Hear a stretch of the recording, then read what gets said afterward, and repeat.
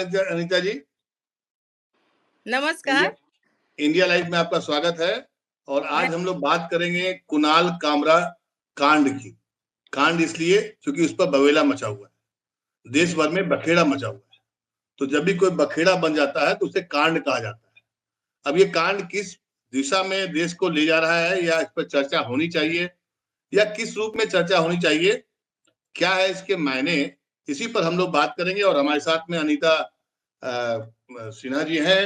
अनीता कर्ण है, और ये देश की जानी मानी पत्रकार, कवित्री, तमाम तरह के योग्यता इनके पास है। हमारे साथ में पहले काम कर चुकी हैं। अनीता जी, आप लंबे समय से पत्रकारिता में रही हैं, और आप देश के राजनीतिक हालात पर बहुत नजर, कोई नई बात नहीं है एक पत्रकार को रखने की, लेकिन चूंकि आप एक वरिष्ठ पत्रकार रही हैं। कुणाल कामरा का जो मामला आया है मुंबई में, उनके एक पैरोडी गीत पर जिस तरीके से तोड़फोड़ हुई है सरेआम, और इसको फ्रीडम ऑफ स्पीच से भी जोड़ा जा रहा है। ये कहा जा रहा है, ऐसा माना जा रहा है, अगर कोई कलाकार कोई परफॉर्म करता है, कोई कार्टून बनाता है, या कोई राजनेताओं के खिलाफ कोई बयानबाजी करता है, तो सीधे उसको मानहानि के रूप में देखा जाता है। और उस पर जिस तरीके से एक्शन और रिएक्शन हुआ है, ये बहुत ही गंभीर बात है। मुझे लगता है कि इस पर हर एक आदमी का पक्ष होता है, लेकिन बतौर पत्रकार आपकी पहली प्रतिक्रिया क्या है कुणाल कामरा कांड की? जहाँ तक मैं समझती हूँ और जहाँ तक मैंने अब तक पढ़ा है और जाना है, किसी भी व्यक्ति का मौलिक अधिकार है, खासकर भारत में मौलिक अधिकार है बोलने की स्वतंत्रता। लेकिन इसकी सीमाएँ भी हैं। आप हास्य व्यंग करें या कोई भी चीज़ करें, लेकिन इससे पहले मर्यादा भंग ना करें। मर्यादा की सीमा अगर लांघते हैं, तो वो ग गलत करते हैं। जहाँ तक इनकी बात है, इन्होंने भी हमारी समझ से किसी भी व्यक्ति को गद्दार कहना एक गाली है भारतीय समाज में। इन्होंने व्यंग किया, सही बात है। हास्य व्यंग हमारे समाज की लंबी परंपरा है और इवन बहुत लंबी परंपरा बाद में आपको बताऊँगी। और राजनेताओं पर और राजनीति पर व्यंग होता रहा है, लेकिन उसकी एक मर्यादा है, उसकी एक सीमा है। किसी भी व्यक्ति के यानी कि उसके व्यक्तित्व, उसके प्रोफ़ेशन या फिर उसके उसके उसे गद्दार कहना कहीं कहीं भी उचित नहीं है। राजनीति की एक मर्यादा है, व्यंग की एक मर्यादा है। उस सीमा में रहकर अगर हास्य व्यंग्य के लहज़े में कुछ बात कही जाती है, तो कहीं गलत नहीं है। लेकिन अगर ये किसी को गद्दार कहते हैं, तो मेरी समझ से ये सीमा का उल्लंघन है। उल्लंघन है, बिल्कुल सही कहा। मुझे भी ऐसा लगता है कि व्यंग का मतलब ही होता है कि इशारों इशारों में कहना, सीधे शब्दों में कह देना। आपने उसको घोषित कर दिया कि गद्दार है। अगर शब्दों की फेर में जैसे कार्टून बनाया जाता है, कार्टून बहुत कुछ कह देता है, आपको गद्दार भी बता देता है, लेकिन वो लाइन नहीं होती है गद्दार की। बिल्कुल सही कहा आपने। लेकिन यहाँ ये देखने वाली बात होगी कि राजनेताओं का दिल आजकल इतना छोटा क्यों हो गया है। हमें याद है कि सोनी टीवी पर जब मनमोहन सिंह प्रधानमंत्री थे और सोनिया गांधी कन्वीनर थी, प्रेसिडेंट थी कांग्रेस की, तो उस समय सोनी टीवी पर उनको लेकर के काफी मिमिक्री, यहाँ तक कि मैंने उस एपिसोड को देखिएगा तो उससे साफ पता चलता है कि पपेट हैं हमारे प्रधानमंत्री। अब सोचिए, एक प्रधानमंत्री को पपेट बनाया जा रहा है और राष्ट्रीय टेलीविजन पर उसका एपिसोड बन रहा था।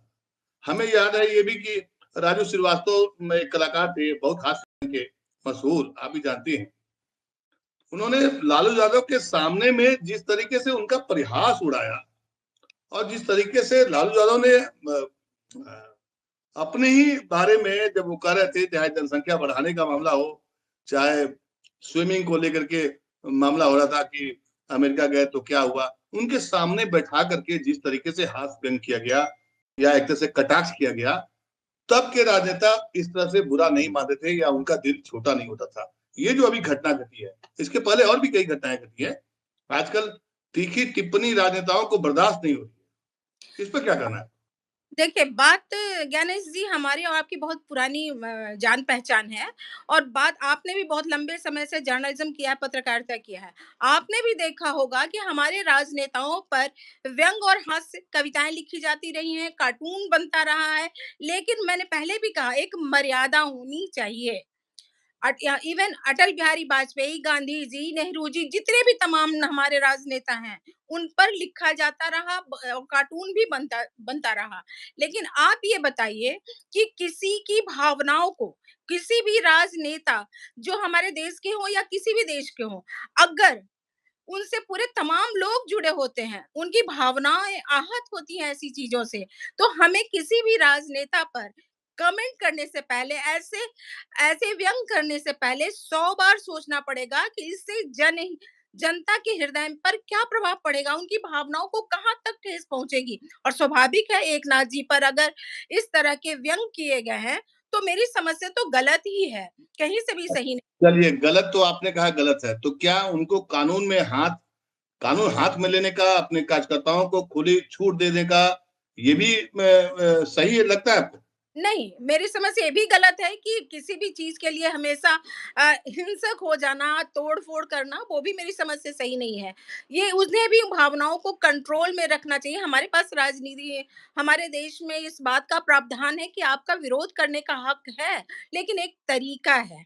किसी भी बात पे उग्र होना, वो सही नहीं है। उन्होंने इसके पीछे अगर कुणाल जी ने इस तरह की बात की है, तो इसके पीछे पहले ये जाँच करनी चाहिए, ये देखना चाहिए कि किस आधार पर किया है। उनके पीछे कौन-सी ऐसी ताकत है जिसे इतना कुछ करने का साहस उन्हें दिया। किसी भी राजनेता को अगर वो गद्दार कहते हैं, तो कहने के पीछे क्या कारण है?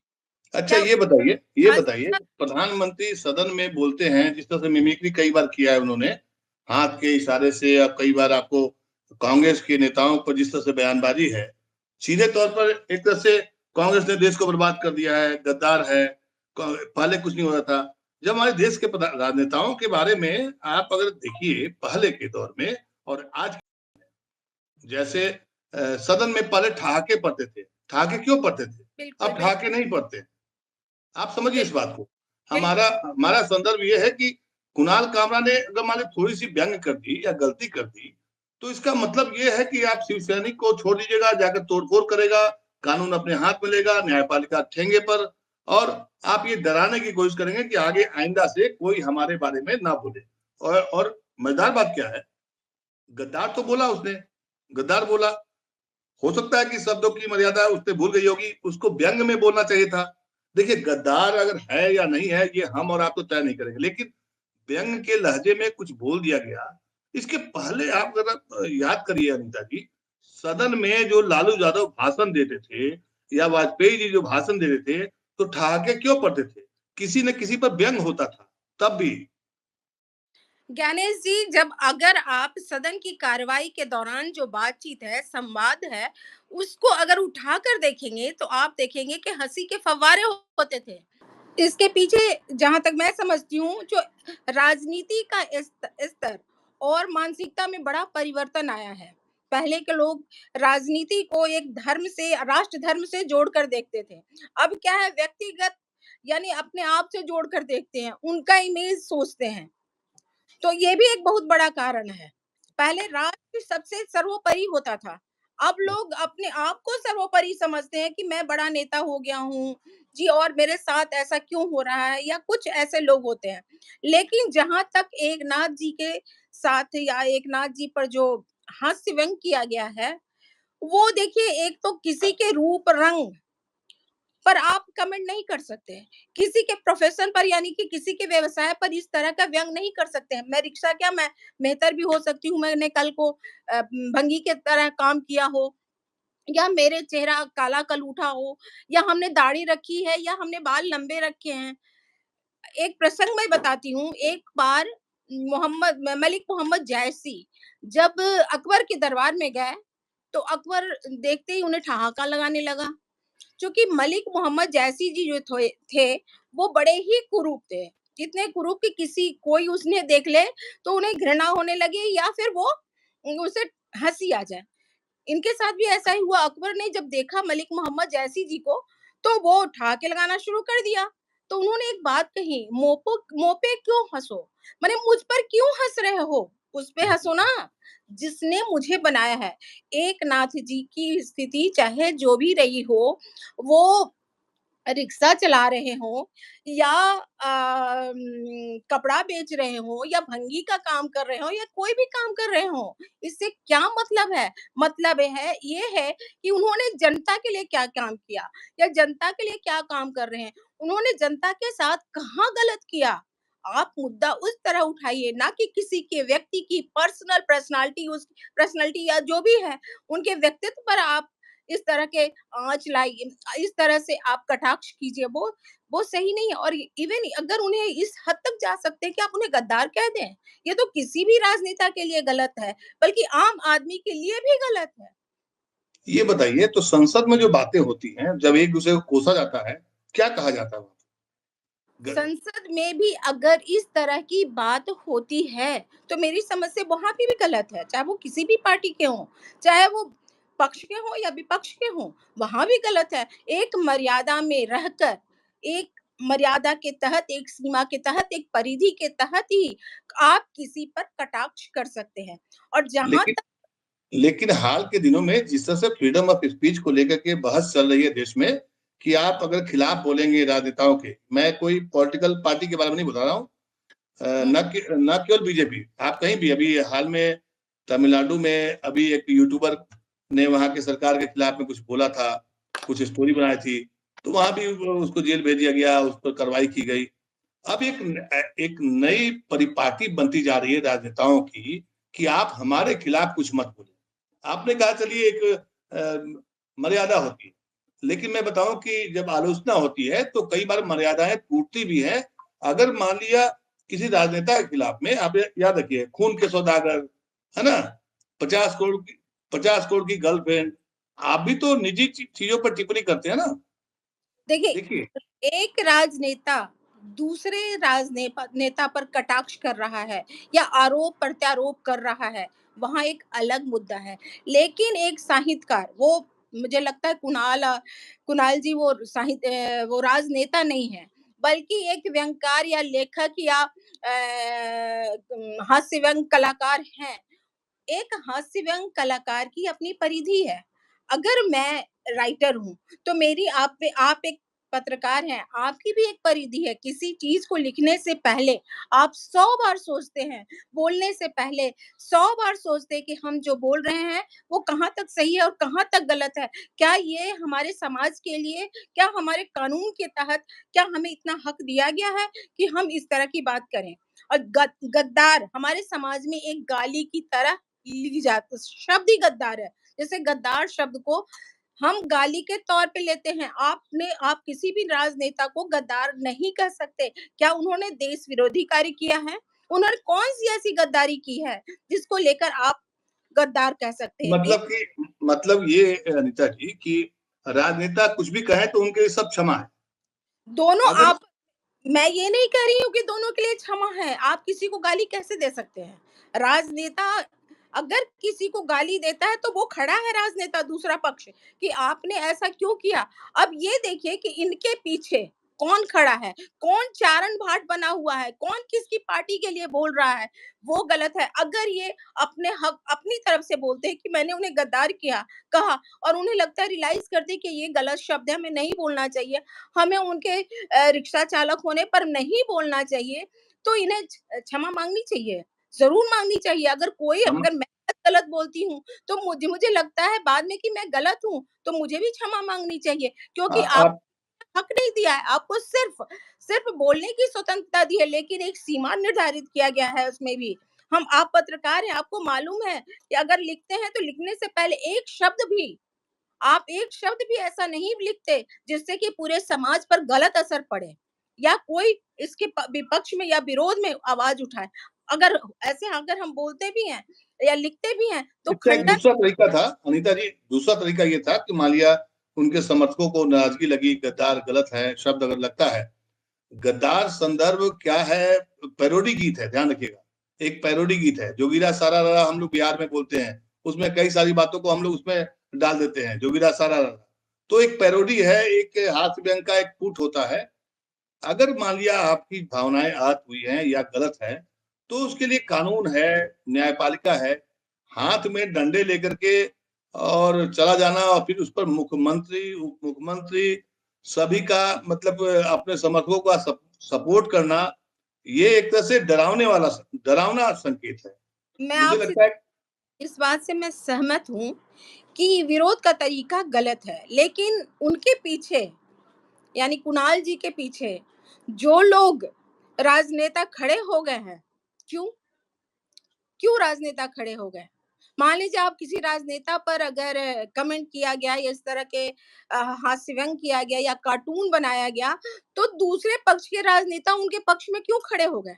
उन्हें क्यों विरोध नहीं खड़ा क्यों नहीं खड़ा होंगे, चूंकि नहीं, उन्हें भी विरोध करना चाहिए कि हाँ, इस तरह के कमेंट, इस तरह के हास्य व्यंग राजनेताओं पर, चाहे वो किसी भी पार्टी पर, मैं किसी पार्टी से नहीं हूँ कि मैं उसका पक्ष लूँगी और उसका पक्ष लूँगी, लेकिन सच ये है अगर कोई राजनेता पर इस तरह की बात करता है, तो उसके पीछे दूसरे पक्ष के राजनेताओं को नहीं आना चाहिए, बल्कि कहना चाहिए। जबकि आपने संजय राउत जी ने शायद लिखा है कुछ, आपने पढ़ा ही होगा, तो या फिर इस तरह की बातें आती हैं तो किसी दूसरे राजनेता को उनके पक्ष में नहीं बोलना चाहिए, बल्कि ये कहना चाहिए कि हास्य व्यंग करना तो सही है, लेकिन मर्यादा के तहत। चलिए, अभी ऐसा है नीरज की जगह दूसरे राजनेता भी होते, उनके साथ ये बात होती, तो मैं शायद यही बातें कहती। तो ये बताइए, राहुल गांधी को पप्पू किसने कहा था? जिस किसी ने मैं नहीं बता पाऊँगी क्योंकि मुझे याद नहीं है, पप्पू लोग कहते हैं, लेकिन मैंने पप्पू नहीं कहा क्योंकि ये गलत है और मुझे लगता है किसी भी व्यक्ति को इस तरह से अपमानित करना गलत है। वो कैसे नेता है, नहीं नेता है, उन्होंने क्या कहा, उन पर विश्लेषण करना चाहिए, लेकिन किसी को पप्पू कहना, किसी को कुछ कह देना, इस तरह की बातें, वो मुझे लगता है गलत ही होगा कि नहीं कहना चाहिए। अच्छा, चलिए, इस बात को लेकर के आपकी बात से मैं भी सहमत हूँ कि एक मर्यादा होनी चाहिए। लेकिन हाल के दिनों में जिस तरीके से अगर राजनेताओं के खिलाफ अगर आप टीका टिप्पणी करते हैं, आलोचना करते हैं, तो वो आप बर्दाश्त नहीं कर पाते हैं। मतलब फौरन रिएक्शन आता है। सत्ता में है तो तुरंत जेल भिजवा देंगे, तोड़-फोड़ करवा देंगे। विपक्ष में है तो आपके खिलाफ ट्रोल लगा देंगे। मतलब ये है कि आलोचना, निंदक नियरे राखिए आंगन कुटी छवाए, है ना? देखिए, इस तो दोनों पक्षों को जानकारी होना बहुत ज़रूरी है कि हमारी क्या मर्यादा है, क्या सीमा है। चाहे पक्ष में हो या विपक्ष में हो, बोलने वाला या लिखने वाले को, मैंने पहले भी कहा, उन्हें इस बात का ज्ञान होना चाहिए कि हमारी क्या सीमा है। अभी आप देख रहे हैं सारे यूट्यूबर्स कुछ का कुछ छाप रहे हैं, हाँ, कुछ हाँ, बोल रहे हैं, उनका कोई, जबकि हमें ये सिखाया गया था, कितने आप भी जानते हैं कितना एक-एक शब्द सिखाया जाता है कि आप किस तरह से खबर बनाएँगे, किस तरह लिखेंगे, क्या बोलेंगे, क्या नहीं बोलेंगे, ये सारे हमें निर्धारित किया जाता है, ये शब्द का प्रयोग आप नहीं करेंगे, पहले से ही मिल जाता है। लेकिन क्या ऐसे लोगों को ये शब्द दिए गए हैं कि आप एक राजनेता हैं, राजनेताओं के लिए असंसदीय भाषा क्या-क्या है? या आम जो लेखक हैं या राइटर हैं, उनके लिए भी मर्यादित भाषा एक है, जिसका पालन करना चाहिए। आप किसी को गाली नहीं दे सकते, अश्लील व शब्दों का प्रयोग नहीं कर सकते। तो चलिए अनीता जी, आपसे संवाद अच्छा लगा। आप बेहतर बातें कहती हैं, लिखती भी हैं, और मुझे लगता है कि जिस तरीके से आपने बताई बात कि मर्यादा होनी चाहिए, आलोचना तो होनी चाहिए, लेकिन कहीं न कहीं ये जो बैरियर है ना, ये आज की तारीख में हमारे समाज में, हमारे राजनीतिक समाज में, चाहे सामाजिक अ क्रियाकलाप में ये छूटता जा रहा है और लोग अनाप-शनाप बोलते जा रहे हैं। यही वजह है कि अब तो लोग ये भी, जैसे मैं भी टिप्पणी करूँ, तो इतना तो मानना पड़ेगा आपको अनीता जी कि देश में इस वक़्त फ्रीडम ऑफ स्पीच की थोड़ी-सी कड़ाई तो है, इसमें दो राय नहीं। आप खुलकर नहीं बोल सकते हैं, आलोचना नहीं कर सकते हैं। किसी भी पॉलिटिकल पार्टी के खिलाफ में अगर आप बोलते हैं, सपोज़ दैट मैं अगर राहुल गांधी के खिलाफ बोलता हूँ, तो मुझे बीजेपी का एजेंट कहा जाएगा, और मैं अगर बीजेपी की नीतियों की आलोचना करता हूँ, तो मुझे राहुल गांधी का एजेंट कहा जाएगा। ये एक समाज में एक नई परिपाटी जन्म ले चुकी है, जो बहुत ही खतरनाक है, क्योंकि इसमें आम जनता की बात बताने वाला या किसी नीति के बारे में आलोचना करना, उसको लोग अब सही नहीं मान रहे। मतलब मैं जो कहूंगा वही सही। गणेश जी, अगर आप 1791 में जाएं तो इससे पहले अमेरिका में भी जब एक है ज्वाइन एंड डाई कार्टून बनाया गया था, और इससे पहले एक हस्ताक्षर बिल ऑफ राइट्स, इससे पहले क्या था कि लोगों में बोलने का हक नहीं था, इस तरह के हास्य व्यंग करने का हक नहीं था। लेकिन जब हक मिला तो लोग हास्य व्यंग करने लगे। आप एक स्नेक का बना हुआ था, उसमें कई ज्वाइन एंड डाई करके एक कार्टून बना था, वैसे कार्टून बनाए जाते थे। और एक लंबी परंपरा है राजनेताओं पर हास्य व्यंग करने की। मैंने पहले कहा कि हास्य व्यंग करने की एक लंबी परंपराएं हैं।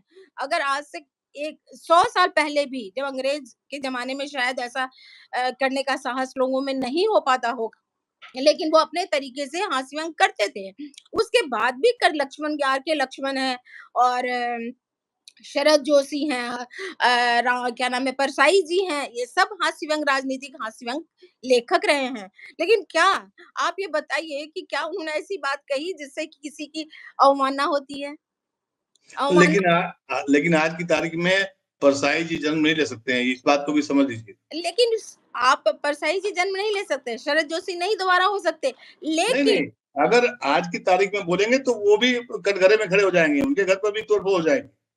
नहीं, मामला बहुत इसलिए तनाव वाला है। परिपक्व होना चाहिए, परिपक्वता आनी चाहिए। राजनीति में जो वर्ग आ रहे हैं, ये नहीं करें कि किस पार्टी में कौन से हैं, जो वर्ग, आप कहिए कितने इंटेलेक्चुअल लोग आते हैं जिन्हें बौद्धिकता है, जिन्हें पता है कि देश की नीति को कैसे निर्धारित करनी चाहिए, कि देश में और समाज में क्या मापदंड होना चाहिए, क्या नहीं होना चाहिए। हमें तो समझ में नहीं आता कि एक चपरासी के लिए भी, एक छोटी सी नौकरी के लिए भी आप एक एजुकेशन, आप एक शिक्षा प्रणाली एक रखते हैं, शिक्षा रखते हैं कि मापदंड रखते हैं कि इतनी योग्यता होनी चाहिए। राजनेताओं की क्या योग्यता होती है?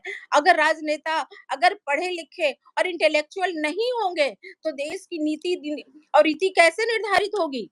इसीलिए कुछ राजनेताओं को छोड़कर बाकी राजनेताओं को देख लीजिए ना, उन्हें किसी भी मुद्दे पर बात करने को कहिए, उनकी समझ को देख लीजिए, तो हैरानी होती है कि वो क्या बोल रहे हैं, किस मुद्दे पर बोल रहे हैं, उनकी अपनी भाषा पर कितना पकड़ है, क्या बोलना चाहिए, नहीं बोलना चाहिए, कुछ का कुछ बोलते हैं।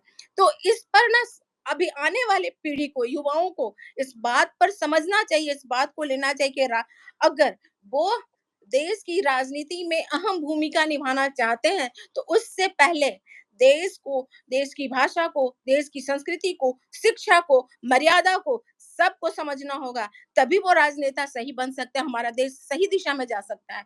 अगर राजनेता हमारे देश में सही तरीके के नहीं होंगे, तो यही गति होगी।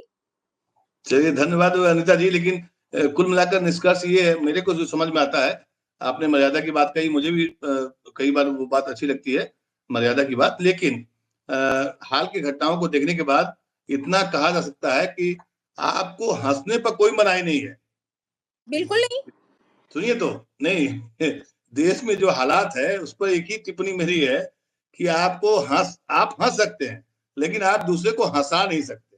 जैसे ही हंसाएंगे आप कानून के फेरे में पड़ जाएंगे। मैं ऐसा नहीं कह सकता, ऐसा नहीं है, ऐसा भी नहीं है। हाल के दिनों में भी सुषमा स्वराज थी, या इससे पहले भी मैं संसद के संवाद को देखती हूँ, तो बहुत सारे हास्य व्यंग होते हैं, और अभी भी कुछ अच्छी होते थे, होते थे, है, होते नहीं है। ये कुछ चीजें होती है जिसमें ठहाके गूंज ही जाते हैं। मैं कई अगर कहेंगे तो मैं एक एक उदाहरण अभी हाथ में तो नहीं है, लेकिन मैं दूंगी और मैं पढ़ के सुनाऊंगी कितने अच्छे। चलिए, हम लोग किसी और मुद्दे पर बात करेंगे तो उसमें आपका हम पूरा बात सुनेंगे। अभी समय समाप्त हो चुका है, तो हम अगले मुद्दे पर जब आपसे बात करेंगे तो आप सुनाइएगा। कहने का मतलब ये है कि ये जो कुणाल कामरा का जो कांड हुआ है, हालांकि मैं कुणाल कामरा का स्टैंड अप कॉमेडियन कहा जाता है, मैंने आज तक कोई शो देखा नहीं उसका, मुझे अच्छा भी नहीं लगता है कि आप स्टैंड अप कॉमेडियन का जो नया दौर शुरू हुआ है उसमें सिर्फ अश्लीलता आती है और जिस तरह से बातें परोसी जाती है। बात है, अगर आप पर लगाम नहीं होगा तो आप गद्दार जैसे शब्द बोलेंगे और आप बिन मांगे बुलाए मेहमान की तरह आप मुसीबत अपने सर पर ले लेंगे और देश के सामने रख देंगे कि मैं एक ये हूँ। कुणाल कामरा कांड से बहुतों को सबक मिलनी चाहिए, लेकिन फ्रीडम ऑफ स्पीच के मामले में को लेकर के और बोलने की आजादी, व्यंग करने की आजादी पर भी एक सवालिया निशान लगा है। जिस तरीके से जो रिएक्शन आया है, तो इस पर भी गंभीर चिंतन की आवश्यकता है। और मुझे लगता है कि आने वाले दिनों में अब राजनेता ही फैसला करते हैं देश को, उन्हें ही तय करना है। लेकिन एक बहस छिड़ी हुई है देश में। बहुत बहुत धन्यवाद अनीता जी, आपका इस इंडिया लाइव के कार्यक्रम में शामिल होने के लिए। हम और मुद्दे पर आपसे फिर संपर्क करेंगे। आपका तो लंबा इतिहास है, आपने राज्यसभा टीवी में काम किया है, ढेर सारे प्रोग्राम बनाए हैं, तो मैं जानता हूँ। लेकिन उन्हीं सब चीजों को मैं आपके जरिए निकालूंगा, बताऊंगा, देश की युवा पीढ़ी को समझाऊंगा कि देखिए पहले क्या होता था और क्या होना चाहिए। बहुत बहुत धन्यवाद अनिता जी, नमस्कार। धन्यवाद, धन्यवाद ज्ञानेश जी, धन्यवाद।